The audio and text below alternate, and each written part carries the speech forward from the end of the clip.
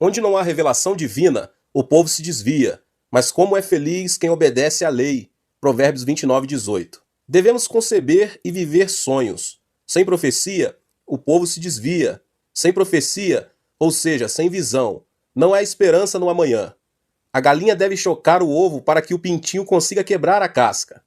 Devemos conceber os sonhos e as visões de Deus, para que esse sonho e essa visão rompam a casca e deem a luz na realidade física. Que sonhos você tem? É um sonho carnal ou um sonho que provém de Deus? É importante separar isso, porque mesmo os sonhos de lascívia se manifestam na terceira dimensão física.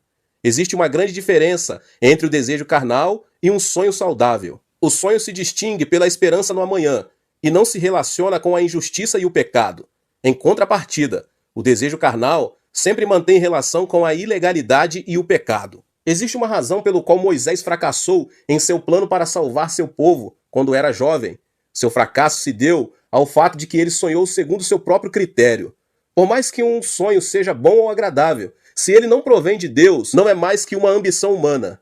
Abraão e José superaram a dificuldade porque sonharam juntamente com Deus. Existe um sonho que provém de Deus, que recebemos por meio da comunhão com Ele. Deus nos faz sonhar por intermédio da Bíblia, do Espírito Santo, da pregação ou em um momento de oração. O sonho de Deus é imenso em comparação com o sonho do homem. Moisés sonhou com a libertação de seu povo. No entanto, Deus sonhou com a exaltação de Israel entre as nações, como uma nação sacerdotal. Deus disse a Moisés: "Vocês serão para mim um reino de sacerdotes e uma nação santa." Essas são as palavras que você dirá aos israelitas. Êxodo 19:6. Assim, o sonho de Deus é maior e mais amplo. É por essa razão que devemos sonhar os sonhos ilimitados de Deus e devemos agarrar-nos a esse sonho por toda a vida, como José fez. É aí que o sonho de Deus nos faz superar qualquer tipo de circunstâncias e obstáculos. O sonho que provém de Deus pertence à quarta dimensão. É o sonho que domina e se manifesta na terceira dimensão. Eu o convido agora a avaliar o sonho que você guarda em sua quarta dimensão e modificar seu sonho da seguinte forma. Primeiramente, espere coisas grandes e ocultas. O sonho que provém de Deus pertence à quarta dimensão. É o sonho que domina e se manifesta na terceira dimensão. Eu o convido a avaliar o sonho que você guarda em sua quarta dimensão e o modificar seu sonho da seguinte forma. Espere coisas grandes e ocultas de Deus. Sonhe com coisas grandes e ocultas que Deus tem preparado para você. Não sonhe que seu caminho é como estar à beira de um abismo. Espere no sonho de Deus. Existem momentos em que nos encontramos à beira de um abismo e parece que é impossível sair do problema com nossas próprias forças. Mas a Bíblia afirma que nada é impossível para Deus. Deus nos diz que há esperança quando pensamos que tudo é desesperança. Deus opera coisas grandes e ocultas que nós não conhecemos. Nosso dever é crer, confiar e seguir Deus incondicionalmente, pois essa é a atitude que agrada a Deus. É por isso que devemos esperar e sonhar com um grande milagre por parte de Deus.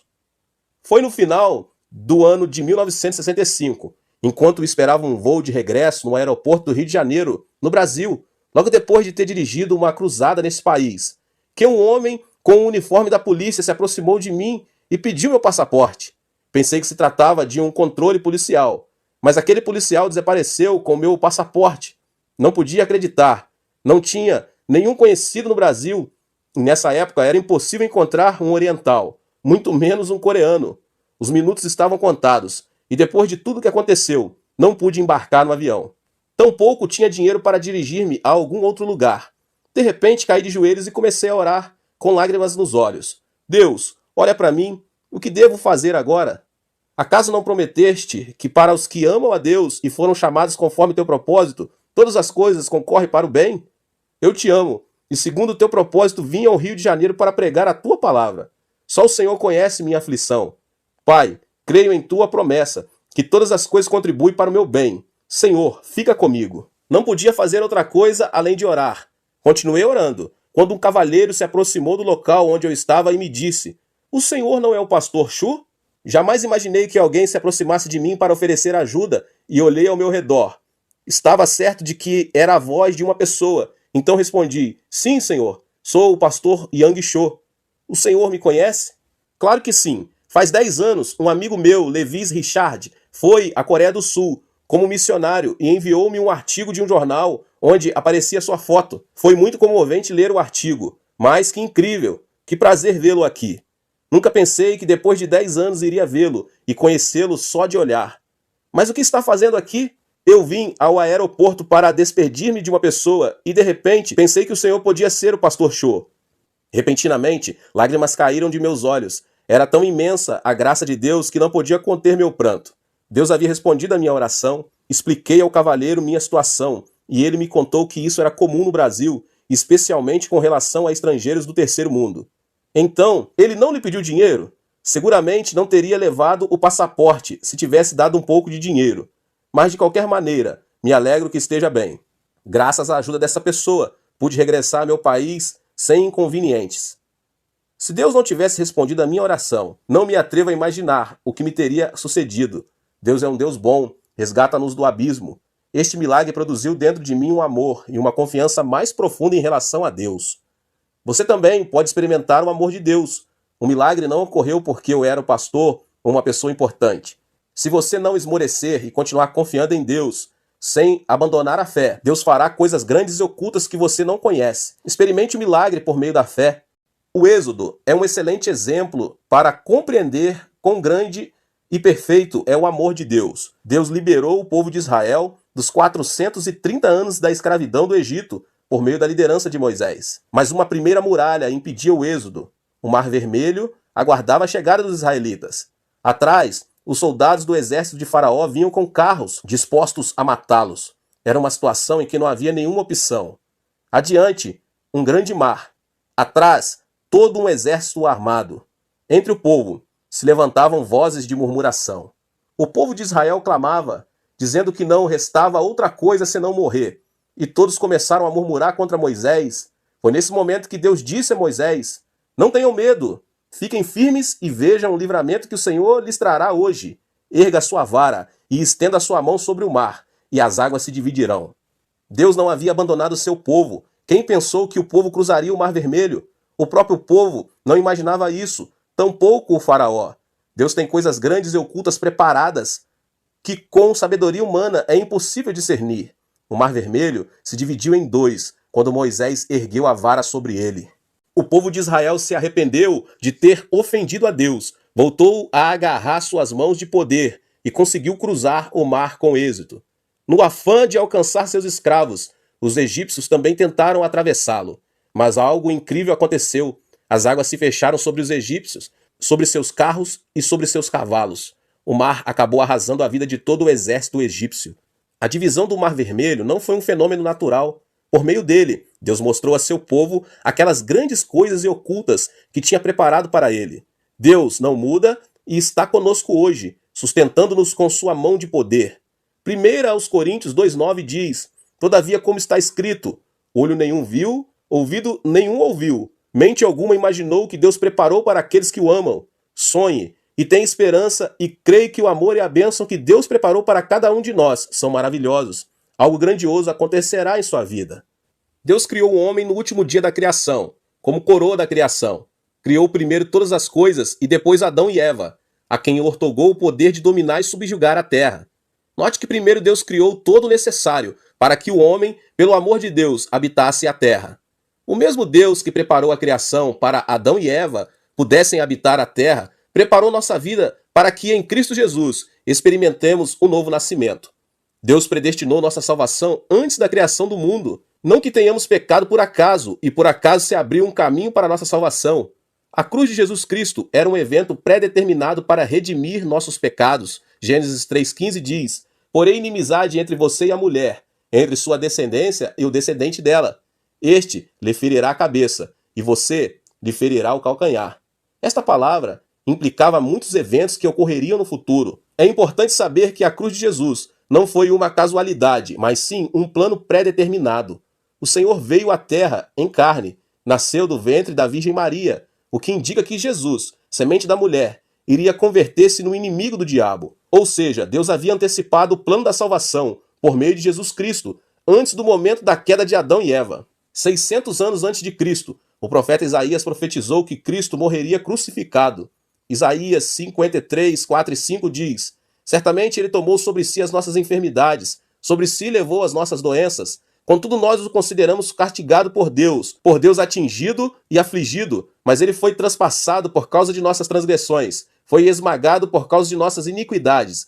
E o castigo que nos trouxe a paz estava sobre ele, e pelas suas pisaduras fomos curados. Esta passagem da Bíblia nos revela quão determinado estava o plano da salvação. A razão pela qual podemos ser salvos, por meio da fé em Jesus Cristo, deve-se ao fato de que o Senhor preparou o caminho para a salvação. Foi-nos revelado o segredo de que, por meio da fé em Jesus Cristo, recebemos o perdão dos pecados, justificação e salvação. O amor e o poder de Deus são tremendos. É impossível entender a obra de Deus com o intelecto sensorial, porque Deus supera o intelecto. Portanto, devemos crer no que Deus nos preparou. Não devemos cambalear em nenhuma circunstância, mas sim crer que Deus predeterminou tudo. A solução não se encontra em nossas mãos, mas nas mãos de Deus. Recorde o que a Bíblia diz em Jeremias 33, 2 e 3. Assim diz o Senhor que fez a terra, o Senhor que a formou e a firmou. Seu nome é Senhor. Clama a mim, e eu responderei, e lhe direi coisas grandes e insondáveis que você não conhece. Creia na promessa da palavra e tenha esperança. Temos a bênção de ser pessoas que veremos coisas grandes e ocultas de Deus. Aleluia. O que devemos sonhar? Devemos sonhar coisas grandes e ocultas. Não devemos sonhar que a escuridão arrasará nossa vida, mas sim devemos crer em coisas grandes e ocultas. Devemos sonhar com coisas positivas e otimistas, com esperança. E Deus operará coisas grandes e ocultas a nosso favor. Deus operará milagres inimagináveis. Temos de abrir a boca para que Deus encha de milagres. Deus é capaz de fazer infinitamente mais do que tudo quanto o que pedimos ou pensamos, de acordo com o seu poder que atua em nós. Ouça agora este testemunho. Esta é a história de uma mulher negra que vivia junto com seu filho nos Estados Unidos. Assim que se divorciou do marido, essa mulher mal conseguia sobreviver. No entanto, seu filho insistia dizendo: "Mamãe, compre o gato para mim, compre." O problema é que a mãe não tinha dinheiro suficiente para comprar um gato, e as palavras do filho feriram seu coração. "Todos os meus amigos têm cães e gatos. Por que não me compram um gato, hein?" Carinhosamente, a mulher disse ao filho: "Filho, vamos orar ao nosso Deus bondoso, Pai. Está bem?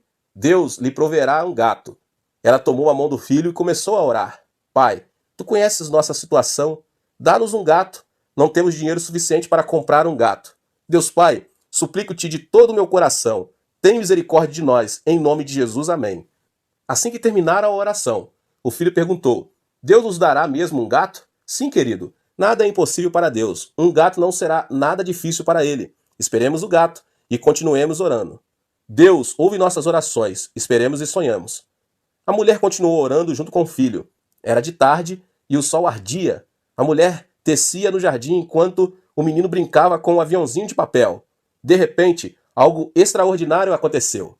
Tratava-se de um vulto escuro que caiu no jardim de sua casa. Era nada menos que um gato. Tanto a mulher como seu filho ficaram petrificados. Um gato havia caído do céu. Eles começaram a pular e a soltar gritos de júbilo. Deus havia respondido à sua oração.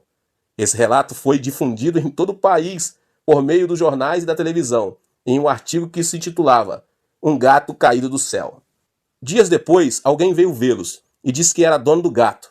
Era incrível. Por acaso ele era o dono do gato caído do céu? Seu argumento: era um vizinho que vivia a 800 metros deles e não via seu gato desde que este tinha subido em cima de uma árvore. Sua explicação era que, por mais que tivesse tentado, não pudera fazê-lo descer. No final, quando o vizinho resolveu inclinar a árvore para alcançar o gato, não conseguiu segurá-la e soltou-a.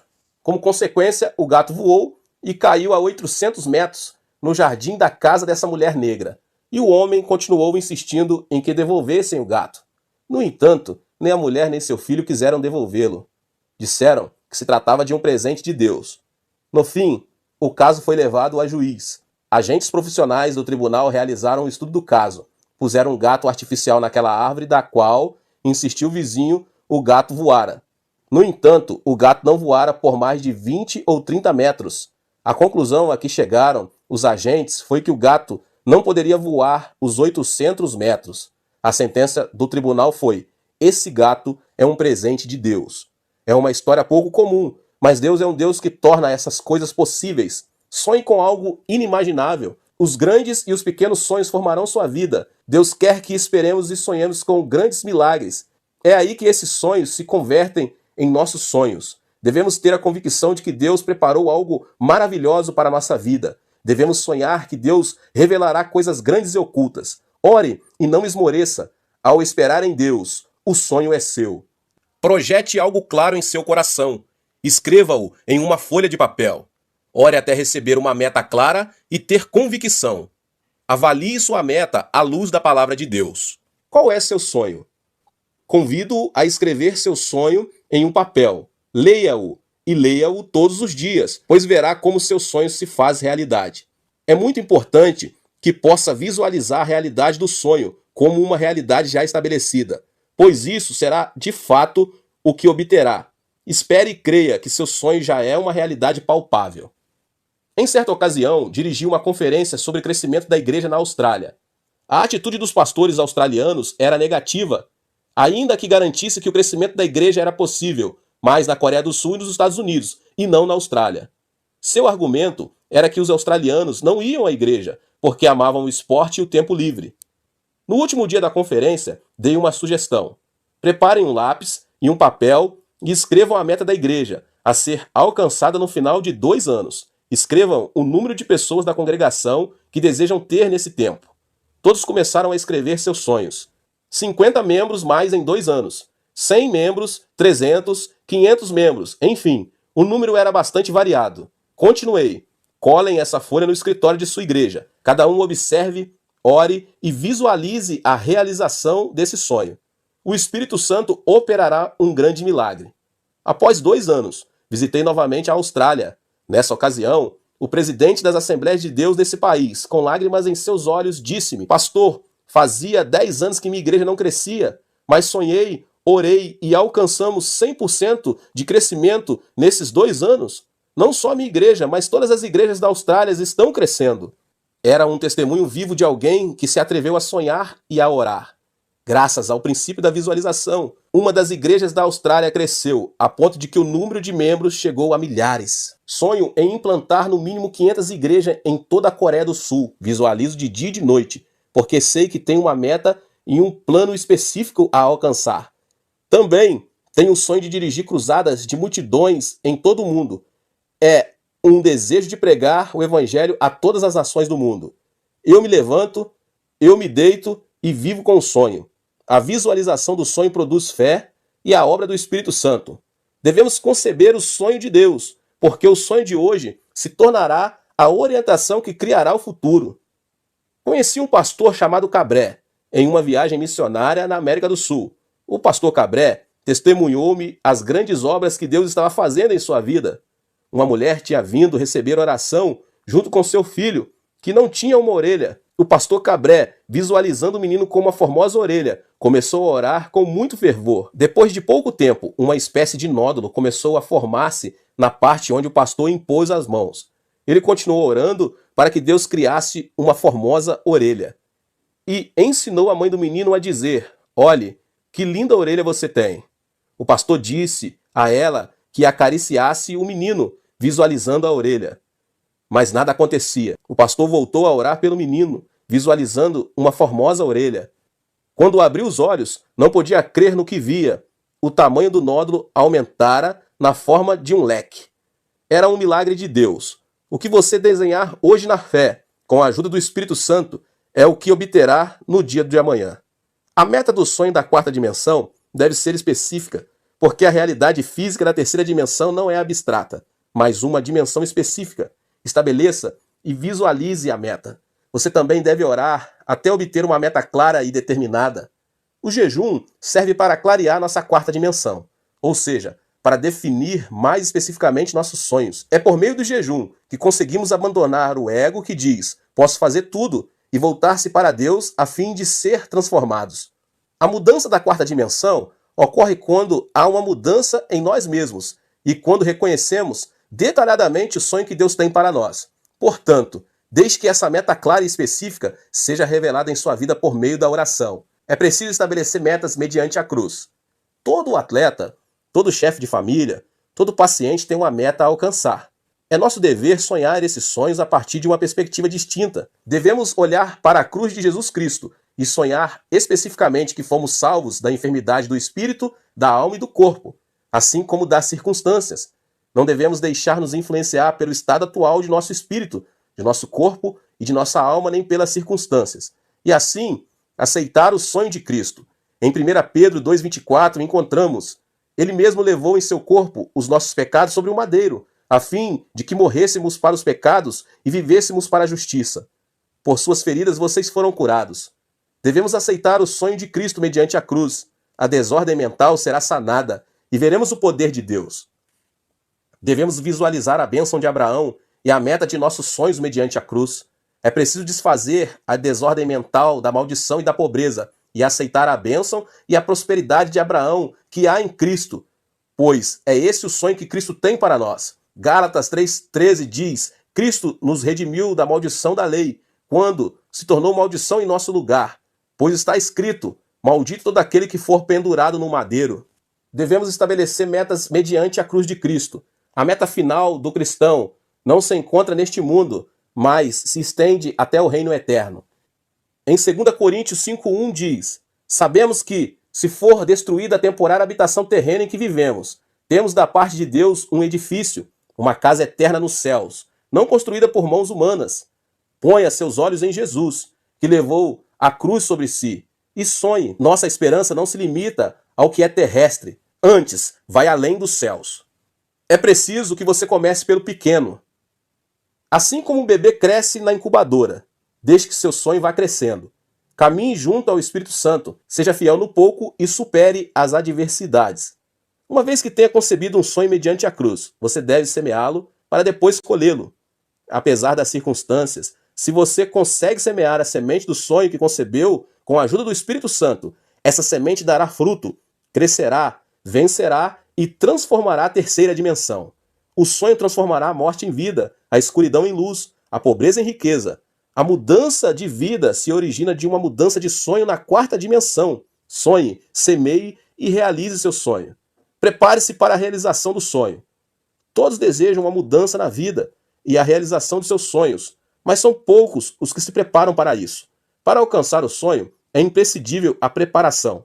Se você tem um sonho, deve ter convicção de que o sonho será alcançado e agir como se já tivesse realizado. Daí, a necessidade de preparação.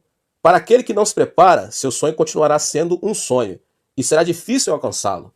O templo central da Igreja do Evangelho Pleno de Ioldo, utilizado hoje, é um templo que foi reconstruído e ampliado de dentro para fora. Ao ver que minha igreja apresentava um crescimento explosivo, fiz um plano de construção de um complexo ao redor de um templo central, o departamento de educação, 2 centros para as missões e um edifício para o jornal diário.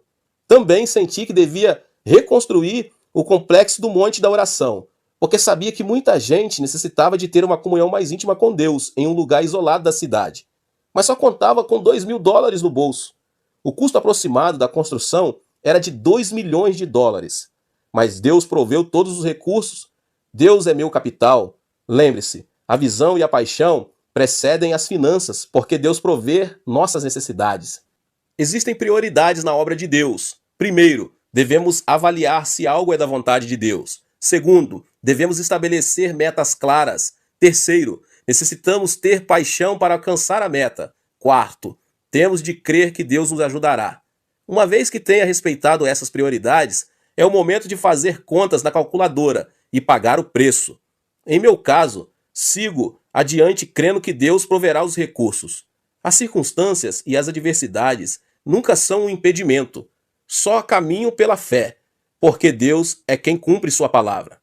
Como pais, preparamos a roupa, os sapatos e o berço mesmo antes de o bebê nascer. O mesmo acontece com nossos sonhos. Uma vez que tenha concebido o sonho, você deve se preparar para as alternativas reais e saber que prosseguirá pelo poder do Espírito Santo, pois essa é a única forma de conceber um sonho. Um sonho não é algo que se cumpre, e sim algo que nasce. Prepare a cama onde o sonho recém-nascido possa descansar. Prepare-se. O sonho de Deus vai além de nosso entendimento. Ele quer que o Evangelho seja pregado em todo o mundo por meio da igreja. Devemos trabalhar para alcançar o sonho de Deus. Deus é nosso capital maior. Deus não nos desapontará enquanto caminharmos em fé e confiarmos em seus recursos. Ore até alcançar o sonho. Gênesis 17 diz que Deus prometeu a Abrão um filho quando Abrão tinha 99 anos de idade. Abrão e Sarai não tinham filhos, mas Deus lhes disse que chamara as coisas que não são como se já fossem. Abrão tinha 99 anos e sua esposa 89. Já eram anciãos de idade e sem filhos. No entanto, Deus mudou o nome de Abrão para Abraão e o de Sarai para Sara, que significam pai de multidão e mãe de multidão. Eles não tinham filhos, mas para Deus os filhos já tinham vindo. O significado da frase que diz que Deus chama as coisas que não são como se fossem é que para Deus o tempo é presente. Portanto, para Deus, Isaac já havia nascido. Mas Deus ordenou que chamassem as coisas que não são como se fossem, porque o homem não conseguia ver com seus olhos físicos. O cristão deve chamar as coisas que não são como se já fossem e confessá-las. O Senhor Jesus disse: portanto, eu lhes digo, tudo o que vocês pedirem em oração, creio que já o receberam, e assim lhes sucederá. Isso significa que devemos visualizar, pensar e crer nas coisas que não são como se já fossem, e devemos crer que as recebemos, ainda que não sejam palpáveis neste momento. O Senhor Jesus disse: eu lhes asseguro que se alguém disser a este monte, levante-se e atire-se no mar, e não duvidar em seu coração, mas crer que acontecerá o que diz, assim lhe será feito. O que implica que devemos ter confissão de que o monte será arrancado e lançado ao mar antes de termos mencionado tais palavras. Outra coisa bem importante é orar com muito fervor. Então, até quando devemos orar? Devemos orar até que o Espírito Santo nos dê convicção do que é suficiente e do que não é e nos diga: agora basta. Isso é algo que você certamente já experimentou. Em minha experiência pessoal, quando oro pela primeira vez por algo novo, sinto que existe uma distância muito grande entre minha pessoa e a resposta. Mas quando insisto em oração, digo: Deus responde, responde. Sinto que a resposta se aproxima. De repente, um dia recebo a convicção de que minha oração foi respondida. É aí que começo a pensar, visualizar e confessar o que não é como se fosse. Existem muitas pessoas que vão ao monte da oração para receber saúde. Antes de chegar ao monte, a saúde parece algo muito distante. Mas depois de orar durante 1, 2 ou 3 dias, chega um momento em que a pessoa recebe a convicção que foi curada e confessa: fui curado, mas a saúde ainda não chegou. Lembre-se de que a figueira não secou no mesmo instante, mas um dia depois que Jesus a amaldiçoou. A convicção está presente, mas também a enfermidade. Não obstante, alguns dias depois de regressar no monte da oração, a enfermidade desaparece. Existe um lapso entre a convicção e o cumprimento. Por exemplo, pense na erva do campo. Se você arranca a erva, ela não seca no mesmo instante, pois ainda que já esteja morta, isso requer pouco mais de tempo. Da mesma forma, o que recebemos já existe, mas necessita de tempo para que se manifeste na realidade. Uma irmã de minha igreja não podia nem sequer subir as escadas, em virtude de um problema de coração. Os médicos a aconselharam a submeter-se a uma cirurgia. A artéria coronária estava obstruída. Mas essa irmã decidiu dirigir-se ao monte da oração. Deus Pai, aqui está o dinheiro necessário para a operação. Eu o ofereço a ti. Quero que tu me operes diretamente. Sei que isso soa estranho para o incrédulo. Se a artéria está entupida, como alguém poderá salvar sua vida sem uma cirurgia? Contudo, enquanto ela orava, senti uma forte convicção do Espírito Santo, que ela dizia que tinha sido curada. Salte! Era a voz do Senhor. Todavia, um movimento brusco podia levar-lhe à morte. Mesmo assim, sua convicção levou a levantar-se e dar saltos. Estranhamente, não teve problemas respiratórios. De repente, ouviu uma voz que dizia: quero que você suba ao cume de Elias e volte. O cume de Elias é o cume do Monte da Oração e é bastante difícil de subir, mesmo para uma pessoa normal, saudável. No entanto, a irmã não hesitou em subir ao cume de Elias e voltou sem problemas. Era um milagre de Deus. O segredo do milagre é crer e visualizar o que não é como se fosse. Diante de um pedido, devemos orar sem cessar, até que tenhamos recebido a convicção da resposta. Devemos orar com fervor, por mais que a meta nos pareça demasiado difícil de alcançar. O esposo e a esposa incrédula, o sonho quanto aos filhos, o trabalho, a enfermidade, são como uma grande montanha. Ore por aquela meta, visão e sonho que parecem inalcançáveis ante seus olhos, e não cesse de fazê-lo até que tenha recebido convicção de que seu pedido foi respondido. É preciso visualizar a realização de seu sonho e seja fiel no pouco. O herdeiro da indústria de aço de Carnegie chama-se Charles. Formado apenas na escola primária, começou a trabalhar na fábrica como um peão em todo tipo de trabalho. Apesar de sua posição não ser algo nobre, nunca perdeu o sonho e era fiel em tudo o que lhe encomendavam. Foi fiel pensando que era o dono da empresa e sonhava com um amanhã de êxito. Limpava cada canto da fábrica todos os dias, como se fosse sua casa, e como se ele fosse o dono da fábrica. Seus colegas o criticavam, mas ele limpava a fábrica em dias de sol ou de chuva. Sonhava que a fábrica era sua propriedade. A atitude desse trabalhador terminou comovendo o coração de toda a gente. Sua fidelidade serviu como mérito para começar a trabalhar como um empregado no departamento de limpeza. Assim que ascendeu como empregado, continuou trabalhando com a mesma fidelidade de antes. Sua atitude fiel foi difundida de boca em boca e o presidente da empresa, Carnegie, decidiu contratá-lo como seu secretário pessoal. Esse homem continuou sendo fiel em seu novo posto de trabalho e serviu como porta-voz do presidente. Sua filosofia de trabalho era: sou o dono da empresa, portanto devo trabalhar com a mentalidade de que se alguém me obriga a levar uma carga por 1 milha, devo ir com ele 2 milhas. E se alguém me pede a túnica, devo dar-lhe também a capa. E trabalhou fielmente. O presidente Carnegie, comovido pela fidelidade de seu secretário, ofereceu-lhe um incentivo de $1 milhão, quando o salário anual de seu secretário era de 2 a 3 mil dólares. E à vista de todos os seus empregados, Carnegie disse que o sonho e a fidelidade de Charles era algo imensurável. Quando chegou o momento da aposentadoria de Carnegie, todos os empregados começaram a se perguntar quem iria sucedê-lo nessa grande empresa. Alguns afirmavam que algum graduado da Universidade de Harvard, ou Princeton, ou algum filho de um empresário importante iria substituí-lo no cargo de presidente. Carnegie, porém, nomeou Charles o novo presidente da indústria de aço, o qual havia começado como peão e trabalhado no departamento de limpeza e, por fim, servido fielmente a Carnegie como seu secretário. Isso causou um grande impacto em todo mundo, até no próprio Charles. Carnegie enfatizou que sua empresa deveria ser dirigida não por uma pessoa com títulos de estudos avançados, mas por alguém com amor, fidelidade e sonhos com relação à empresa. Em outras palavras, Charles era o homem em que Carnegie confiava, por seu amor, fidelidade e sonhos em relação à empresa. Eu o exorto a que dê o melhor no lugar em que se encontra. O Senhor está com você e quer ajudá-lo. Seja fiel no pouco. Deus vê tudo e conhece as fibras mais íntimas do nosso coração.